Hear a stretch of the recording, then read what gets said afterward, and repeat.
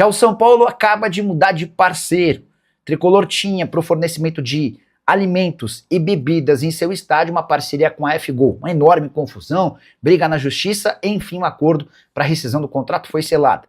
E o Tricolor, depois de conversar com 6 empresas diferentes, optou por fechar com a GSH.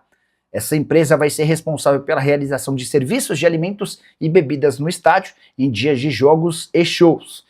Importante registrar que a estreia deve acontecer já no sábado, nesse final de semana, contra o Palmeiras, jogo clássico do Campeonato Brasileiro. Em meio a isso, ou até o fim de semana, o São Paulo está providenciando a retirada de todo o equipamento, além dos alimentos que pertenciam à F-Gol. Esse maquinário vai ser levado por um galpão, à espera de que a F-Gol indique para onde levar todo o material. O São Paulo ganha com a mudança do parceiro. A expectativa é de um aumento de 150% na receita se comparada à F-Gol. E aí, só para fazer uma ilustração importante, São Paulo tem arrecadado cerca de 4 milhões de reais por cada show realizado no seu estádio. Com esse aumento, esse incremento de 150% com comidas e bebidas, dá para dizer que esses 4 milhões vão chegar a pelo menos 5 milhões para cada show realizado no Morumbi. Só para completar o noticiário do time, São Paulo faz mais 2 jogos antes da pausa para a data FIFA. Quarta-feira, em Minas Gerais, contra o Atlético Mineiro. No fim de semana, contra o Palmeiras, dentro do seu estádio. Brasileiro.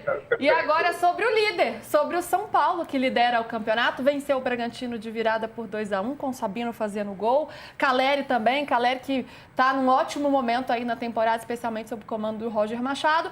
E o Roger vai passando pela primeira turbulência, que foi antes mesmo dele chegar. Com a saída do Crespo, com toda a rejeição da torcida, mas já conseguiu 2 vitórias para dar uma acalmada no ambiente. PVC, é o início de temporada de Campeonato Brasileiro, melhor dizendo, do São Paulo, que nunca tinha acontecido nos pontos corridos, mesmo quando o São Paulo foi tricampeão, né? Então é um início arrasador do São Paulo. Então, não só nos pontos corridos, Luísa. Eu vi pelo meu arquivo ontem, eu fui até Brasileirão Unificado. A estreia do São Paulo em campeonatos brasileiros, considerando Taça Brasil e Robertão também, foi no Robertão de 67. As únicas 2 vezes que o São Paulo teve 5 vitórias e 1 derrota, portanto equivalente a 15 pontos atuais, foi em 82, quando ele ganhou do 13 de Campina Grande 2 vezes, do Náutico e do Ferroviário do Ceará 2 vezes, e perdeu para o Flamengo, campeão do mundo, no Maracanã, 3-2. E em 2011, quando ele ganhou as 5 primeiras rodadas do Brasileiro e tomou 5-0 do Corinthians. Tinha 15 pontos, o São Paulo hoje tem 16. O último time a ter 16 pontos na 6ª rodada foi o Palmeiras do Filipão em 2019, que começou aquele campeonato que parou para a Copa América. Tinha gente que falava que o Palmeiras já era campeão, depois o campeão foi o Flamengo do Jorge Jesus, nadando de braçado. Aquele Palmeiras tinha os mesmos 16 pontos, tinha 13 gols pró e 1 contra. Então o saldo de gols daquele Palmeiras era melhor. A boa notícia para o São Paulo é essa, líder pela 2ª rodada seguida.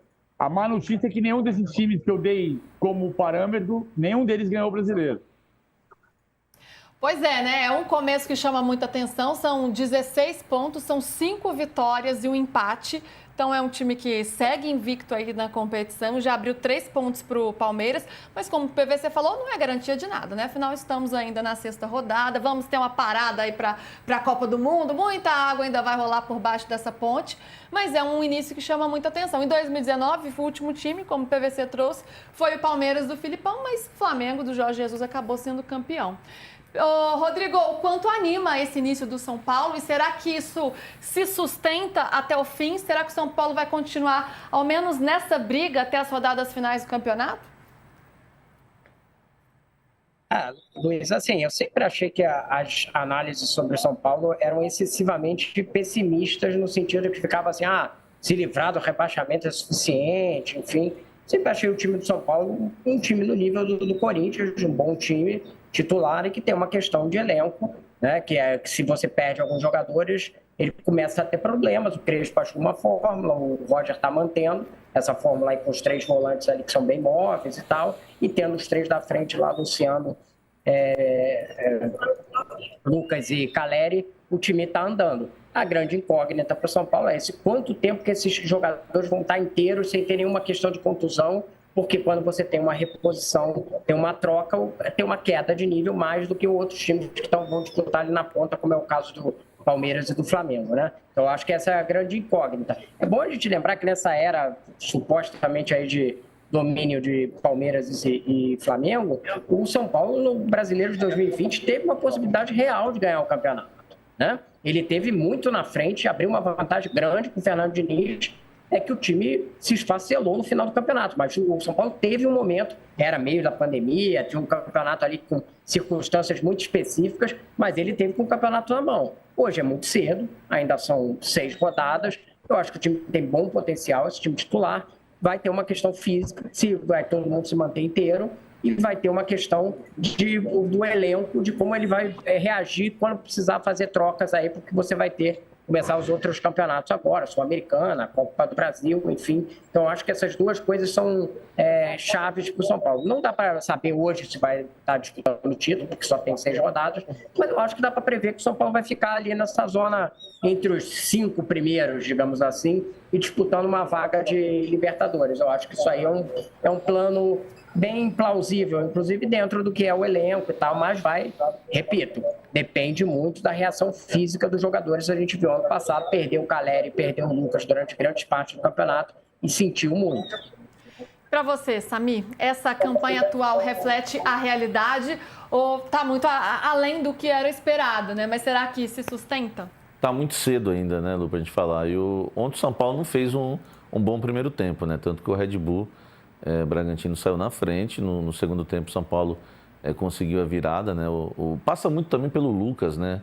O São Paulo depende muito do Lucas e a gente sabe que é um jogador, né, acima já dos 30 anos. Tudo bem que tem uma saúde física diferenciada em relação a muitos jogadores dessa idade, mas passa muito pelo desempenho dele, né? A gente vai ter que acompanhar durante a temporada se o Lucas vai continuar com esse ritmo, né? Ontem correu bastante. Enfim, acho que o São Paulo também ganhou, para mim, com uma saída meio estranha ali do Cleiton, né? O goleiro do Red Bull Bragantino, e acabou vencendo a partida. Não fez um grande jogo, mas é líder do campeonato, venceu. Mas eu tô com o Rodrigo. Eu acho que dá pra gente imaginar hoje, né? Que o São Paulo vai brigar ali por uma Libertadores da América. Eu não acredito ainda que o São Paulo vai brigar até o fim pelo título, mas é muito cedo para falar. Pra gente falar mais do São Paulo, a gente chama ele, Valentim Furlan, que acompanha o dia a dia do Tricolor. Cadê Valentim? Entrando aqui com a gente. Valentim, boa tarde, tudo bem? Olha, a gente está comentando aqui, né, sobre esse início de Campeonato Brasileiro do São Paulo, que eu acho que nem o torcedor mais otimista esperava. O ex-técnico com certeza não, porque eu estava fazendo as contas ali para não ser rebaixado, né? Eram os 45 pontos, agora faltam 30, né? Faltam 30, porque o negócio tá bom, né? Na verdade, faltam menos que 30, faltam 29. Ô, Valentim, como é que esse momento tá repercutindo dentro do clube? Se eles entendem que isso dá para seguir adiante, né, nessa toada, se o São Paulo, a briga do São Paulo é por título brasileiro, talvez até pensar em planejamento, não, deixa Copas um pouco de lado, vamos focar no Campeonato Brasileiro, a gente achava que não dava, dá. E também sobre essa tranquilidade que o Roger Machado deve ter ganhado agora à frente do cargo, depois de chegar, né, com tanta desconfiança, nada melhor que 2 vitórias para deixar as coisas um pouco mais em paz. Tudo bem, Valentim? E aí, gente, Luísa, boa tarde a todo mundo, Samir, PVC, Rodrigo. Eu acho que para o São Paulo, de fato, não dava para imaginar que o São Paulo terminaria pelo menos as 6 primeiras rodadas com a melhor campanha da história. A melhor campanha da história do São Paulo não era dos pontos corridos. Nunca o São Paulo fez 16 pontos em 6 rodadas anteriormente. É claro que a gente tem que falar muito do Crespo, né? O time montado, a base do time montada com o trio de meio campo ofensivo, com o trio de ataque, Lucas, Luciano e Caleri jogando, foi feito por ele. O Roger está iniciando o trabalho agora e pegando os resquícios do que vinha dando certo com o Crespo, apesar, claro, da demissão. Agora, eu acho que é justo a gente colocar na mesa que, anteriormente, o São Paulo já vinha colocando a Copa do Brasil como não prioritária, bem como a Sul-Americana. A ideia era 45 pontos, como ele já tinha dito, e eu já tinha escutado gente dentro do clube dizendo isso. A questão é que houve uma troca na presidência, né? O Júlio Casares saiu, algumas trocas na direção.